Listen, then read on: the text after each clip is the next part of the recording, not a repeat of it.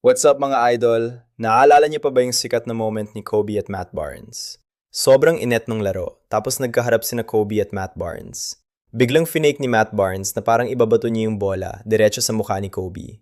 Lupet 'di ba mga lods? Si Kobe babatuhin mo ng bola sa mukha.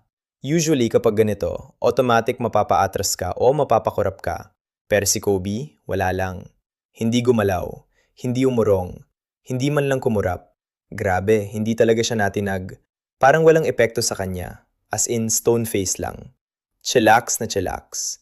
Doon mo makikita kung gaano ka-intense at ka-composed si Kobe. Mapapasaludo ka talaga. Tinry siyang sindakin, pero hindi talaga umubra. Sa madaling salita, sinubukan siyang takutin ni Matt Barnes. Pero si Kobe, parang sinabing, yun na yun. Kaya talagang nakakamiss si Kobe. Kaya lang iba talaga ang naging guhit ng tadhana. So kung nagustuhan mo tong kwento ko, kahit hindi naman ako barbero, at lalong hindi din naman ako babaero, baka naman pwede mo click like and subscribe para maging legit na akong YouTube kontentero at makagawa ng mas madaming kwentong bola na walang pambobola. Peace mga idol. Adios!